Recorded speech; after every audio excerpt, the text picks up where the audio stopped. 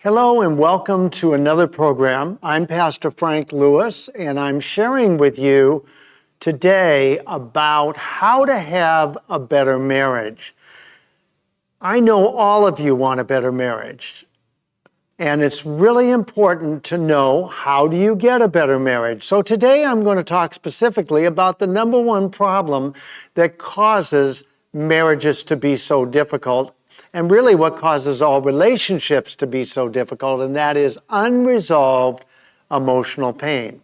I'm going to be sharing with you about what is unresolved emotional pain, and I'm going to be sharing with you how to resolve and heal unresolved emotional pain.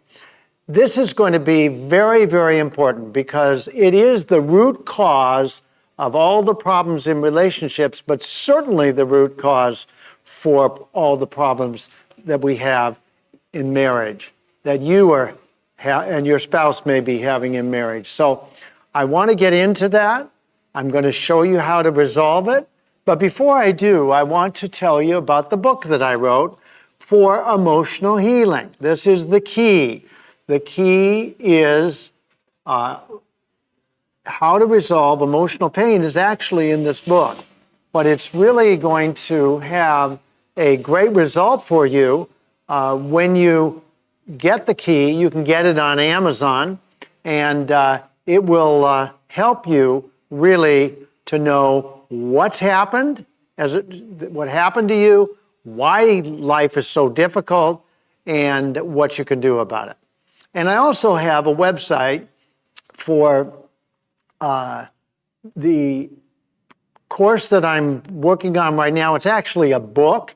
This whole thing is going to become a book under the umbrella, if you will, of Relationships Revealed. I have a website called relationshipsrevealed.org, and you can go to that website and you can see the books that I'm writing, and you can also press a button for learn more about what I'm currently doing, and also you can get help. You can actually press a button called Want Help, and I'll get back to you if you leave me your email, and if you leave me your phone number, it'll be a lot easier because then I could even call you, and that would be a lot easier for you and for me. The other thing is that each of these videos make up a chapter in the book. And so these videos you can see on YouTube, and it's under the name Pastor Frank Lewis. So you go to Pastor Frank Lewis, hit the playlist, and you're going to see these videos. And they're going to be a blessing to you. They're really going to help you a lot. And they're all about marriage problems, solutions, and we're going to be dealing today with the key solution, the key understanding of unresolved emotional pain. So what is unresolved emotional pain? I'm going to actually read to you from an excerpt that I did for Relationships Revealed way back in 2011 and 12. But it's still very applicable today, so you may want to get your notes out and take notes for this because it's going to be very, very helpful to you. So what is unresolved emotional pain like? Well, it's pain that you live with that has been felt. In other words, it was felt. When was it felt? It was felt as a child, as a young child, as an infant, toddler, small child. It was felt. Where did it come from? It came from mom and dad, mom or dad, or both. It came. What kind of pain is it? It's emotional pain. It could be physical pain. You may have been beaten. You may have been hit. There may be many things that you went through that cause pain. But just as painful, if not more, is neglect. If you were neglected, if you were with a parent that was unemotionally unavailable, I do groups where I help people resolve emotional pain. And what happened is last night I had a group, and this person had two alcoholic parents, and he felt totally neglected. He never could speak. He didn't have a voice. Well, that may be your situation. But what has happened is when you were a child, an infant, it could be even a baby, infant, toddler, and small child, you receive pain. And it can be pain from any kind of abuse. The interesting thing is that brain scientists tell us that anytime our brain is overloaded with stress, with fear, that can even happen to a child when it wanders away from its mother in the grocery store. Well, that produces trauma and produces felt feelings. Now, if that young child who's lost in the grocery store just walked away from mom and can't find her all of a sudden and has these feelings, if those feelings are not shared with mom but are just simply internalized, that's when you have pain that has been felt but not expressed. So it is the way to look at this that I really thought was very good was it's like a bruise.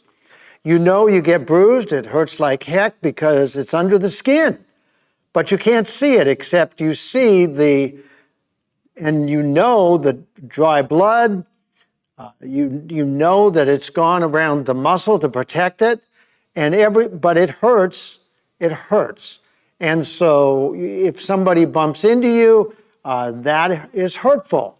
Why? Because you have a bruise. It's under the skin. You can't, if you touch it, you know it's there. But you may not be able to see it except for the blood that's come to the surface. But that is a bruise. And it's under the skin, but you feel it when somebody touches it. If you touch it, or if somebody else touches it, you know that you have been touched because the pain is very, very strong. A bruise is physical and it'll go away. But the bruise that comes from a child feeling pain but not being able to express it will not go away. It stays trapped in the body, and it actually is a situation that occurs when you have not expressed it. It's energy that stays in the body and is unresolved. We call it unresolved emotional pain. The bruise will go away. The blood will dissipate. But the bruise that occurs or the pain that occurs for a child will not go away. So what happens? Well, when somebody comes along and bumps us when we have a bruise, it's very, very painful. Well, the same thing occurs for a child that has unresolved emotional pain that grows up to be adult that has unresolved emotional pain. Somebody says something, and brain scientists tell us that when we experience something in the present that's remotely similar to the past, what ends up happening is we end up having that pain come into our consciousness that was unresolved, and it'll cause us emotional upset. Behavioral scientists and psychologists call that an emotional trigger. That occurs because the pain was unresolved. It didn't get expressed. It got felt, but not expressed. And so what happens is that we have emotional triggers. You may have emotional triggers. If you're married, you may have your spouse, like what happened to me. My wife said certain things, and I just went from 0 to 10 in anger. One of three things is going to happen. You can be angry, or you can run away, or you can freeze. Fight, flight, or freeze. And that is absolutely what will happen. So what we've got is a unresolved emotional pain. And so it is sitting there. Now, if you have enough unresolved emotional pain, what ends up happening is you end up in a situation where too much unresolved emotional pain over a period of time will absolutely cause sickness and disease. It'll cause anxiety. It'll cause fear. It'll cause all negative emotions because you're sitting with trapped emotional pain. And what is going to happen is as you get older and as you experience more pain, it's going to be like trying to keep a beach ball that you're sitting on in a pool from turning over, from not causing you to fall over. Well, if you sit on the side and hold the pool, the side of the edge of the pool, what'll happen is you may be able to stay on the beach ball, an inflated beach ball, in water a little bit, but if you take your hand off immediately, you're going to flip over. That's what happens with unresolved emotional pain. It's there, it's happened, but it is not been dealt with. And because it's not been dealt with, it is going to continue to be trapped in our body. And what's going to happen is it's going to cause, like I said, sickness and disease. It'll cause major problems in marriage and in any relationship is when that emotional pain is bumped into or experienced something remotely similar in the present, it will cause that pain to come into your brain in nanoseconds. That's a billionth of a second. That's very, very fast, and you won't be able to do anything about it because you won't even know it's there. And that's what emotional pain does. It causes emotional problems. It causes relationship ruptures in marriage and with other relationships. Unresolved emotional pain is the problem, and we need to deal with it. So if you get really angry, or you run, or you try to make peace with the situation, that's because of the unresolved emotional pain. So now what we want to do is we want to look at how, once we realize it's felt pain that's not been expressed. So how do you think that it would be healed? Well, if you thought it needs to be expressed, you're absolutely right. Because unresolved emotional pain, as I said, must be expressed in order to be resolved. Why? Because we are created in the image of God. And because we're created in the image of God, we have to do what God does. What does God do? He speaks. He says things and they become. So if we're going to resolve this trapped emotional pain, we're going to have to talk about it. We're going to have to get it out of our mouth, and we're going to have to speak to someone about it. It won't just do to get it out of our mouth by ourselves. No, it has to be accepted, and a person has to be accepted and heard, listened to. First of all, they have to be listened to. So you're speaking out what the pain was. How do you know what the pain is? Well, when you trigger or you have an emotional upset, you want to talk about it, and it will lead you into the trapped emotional pain if you ask Holy Spirit to help you. Now, it's got to be, to resolve it, it must be heard by another person. That could be your husband, that could be a friend, that could be a group, but it's got to be heard by another person. That means that it must be the person that hears you has to be listening to you. So really what everybody is looking for, the whole human race is looking for, is to be listened to, loved, and heard. Listened to, heard, and loved. Listened to, heard, and loved. We all agree to that, okay? So what we're wanting to see happen here is we've got to be able to speak about it. So somebody has to listen to us. And when that somebody listens to us, they have to prove to us that they've heard us. If they are just not listening to us or they're thinking of something else, we know that they haven't heard us. So it doesn't matter. There's no resolution to the pain. What we need is for them to reflect back what they said to us, and we need to reflect back like a mirror.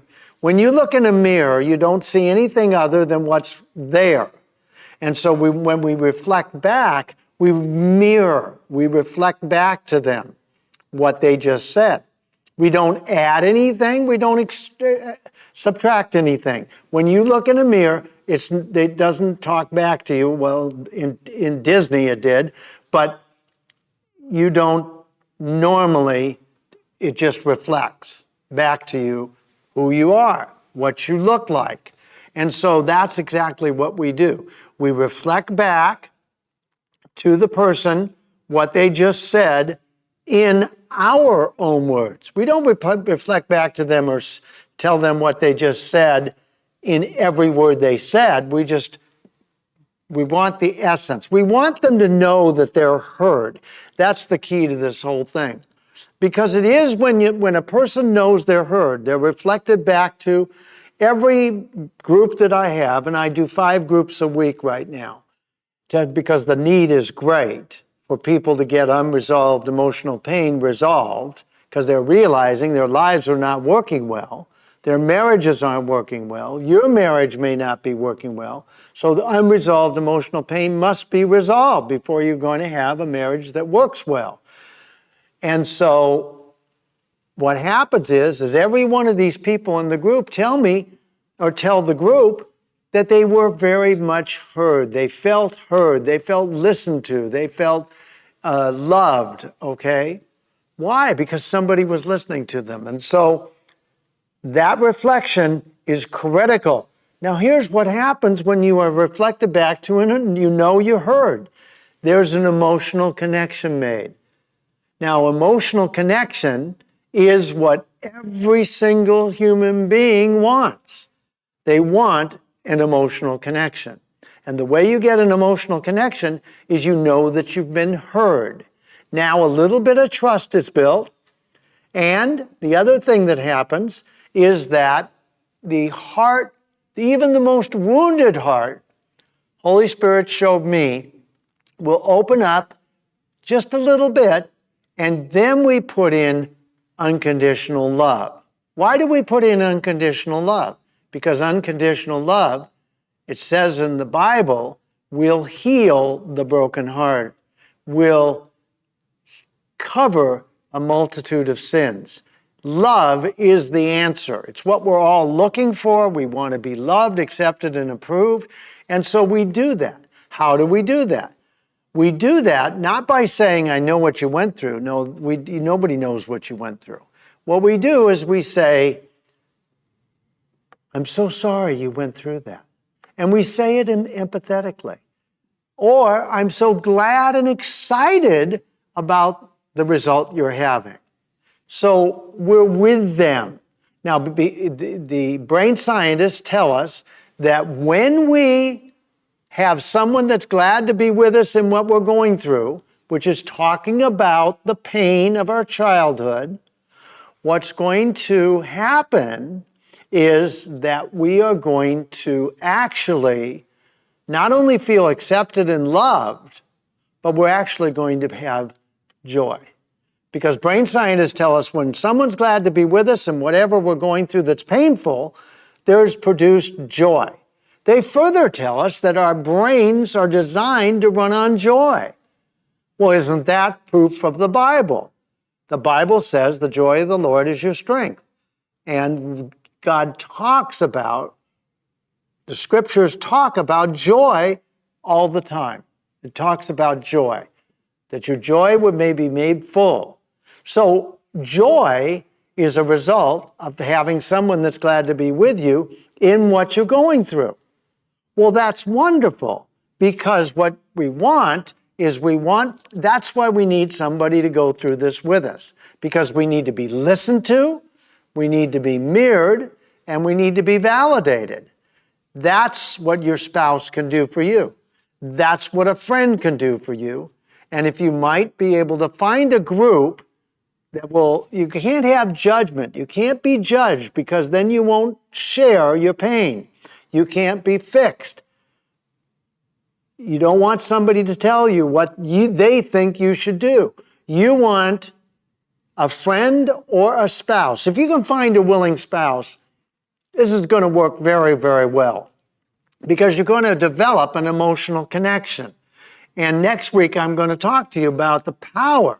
What happens with emotional connections from the experts? You're going to hear what the experts tell us about the value of emotional connection, the value of emotional intimacy. That's what every marriage needs is emotional intimacy. You can't get it without doing the work to resolve the emotional pain because you will not become open, vulnerable, and transparent if you have belief that is inaccurate because of the pain that you had as a child. Do you remember way back when I talked to you about false beliefs? False beliefs cause people to hide behind a facade and a mask. And what happens is when you're hiding behind a facade and a mask, you're not going to tell your wife or your husband what your pain is. You're not going to be open and vulnerable. You're not going to be known, let yourself be known. And if you're not going to let yourself be known, what's going to happen is you're going to have a less than fulfilling marriage. You're going to have a less than satisfying marriage. So this is the first step in having a great marriage. I'm going to talk to you in weeks ahead about some of the things that happen when you are able to have unresolved emotional pain resolved. There's some specific things that happen. Not only will you have emotional intimacy and emotional connection, but you're going to have some other things that are phenomenal that make a great marriage, and I'm going to be talking to you about that.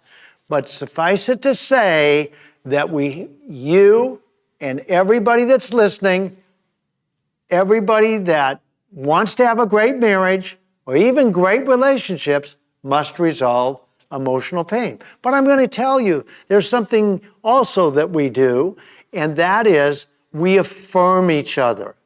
You know, the Bible says in Ephesians, building each other up in love, supplying what each person needs. Well, we all need to be affirmed. We all need to be loved, accepted, and approved. Not for what we do, but for who we are. And so, following Ephesians, whenever we have the groups that I do, we always affirm each other. And that's the most wonderful time. Why? Because we've been listened to, we've been heard, and people in the group have been validated and loved, accepted, and approved. Not for anything that they've done, but for who they are. Well, who are they? They're people that have just expressed their pain, and so they're accepted. That's what we all wanted as children, but we didn't get. That's what parents were supposed to do. That's why I call it reparenting. God gave me the name reparenting. Reparenting is what happens when you and your spouse, a willing spouse, husband or wife, both together, do this work. It's called reparenting. If you can find a friend to do it with or a group to do it with, it's called reparenting. It's giving each other what we didn't get. So now affirmation is so wonderful because now I'm being affirmed and I'm being loved and told how valuable, important, and worthy I am. Now, I was listened to. See, if your spouse is listening to you and hearing you because they're reflecting back and then validating you, that's good. But when your spouse affirms you and is so grateful and tells you how grateful they are that you are their spouse, your husband and or wife, that causes great integration of issues, of pain, it causes really trust to build, and it really is going to cause you to have a better and better marriage. So affirmation is what we do after we do the listening, the mirroring, and the validating. We do affirmation. Builds trust. And we got to have trust of our spouse in order to be able to have a feeling of safety.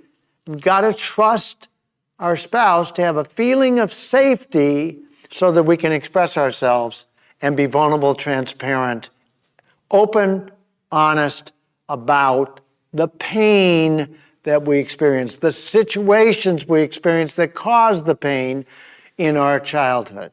So I'm sharing with you the root cause for all relationship problems, but certainly for marriage issues. The root cause is unresolved emotional pain.